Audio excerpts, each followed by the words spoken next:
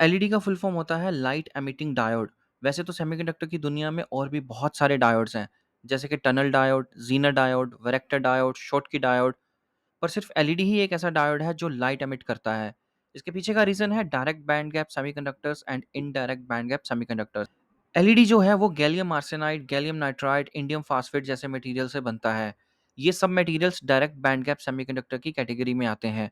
और जो बाकी डायोड्स हैं वो ज़्यादातर सिलिकॉन और जर्मेनियम से बनते हैं। सिलिकॉन और जर्मेनियम जो है वो इनडायरेक्ट बैंड गैप सेमीकंडक्टर की कैटेगरी में आते हैं। सेमीकंडक्टर्स में जब कोई इलेक्ट्रॉन एनर्जी एब्जॉर्ब करके वैलेंस बैंड से कंडक्शन बैंड में जाता है और फिर वापस वैलेंस बैंड में आता है, तो उसे एब्जॉर्ब की हुई एनर्जी को रिलीज करना पड़ता है। अब ये एनर्जी एलईडी के केस में लाइट की फॉर्म में निकलती है और बाकी डायोड्स में हीट की फॉर्म में। डायरेक्ट बैंड गैप सेमीकंडक्टर में कंडक्शन बैंड और वैलेंस बैंड सेम मोमेंटम पे होते हैं।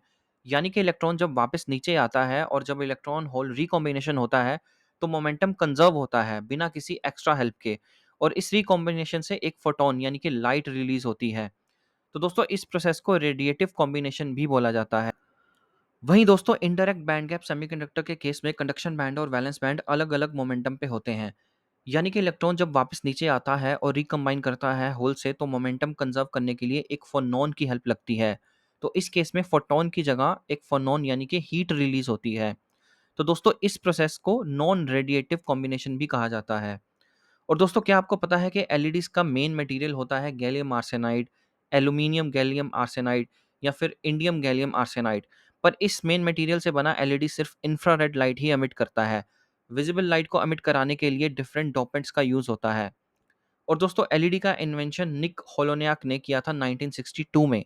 इन्होंने सबसे पहले एक रेड एलईडी बनाया था जिसका मटेरियल था गैलियम आर्सेनाइड फास्फाइड। और दोस्तों क्या आपको पता है कि ब्लू एलईडी का इन्वेंशन बहुत ही ज़्यादा मुश्किल था।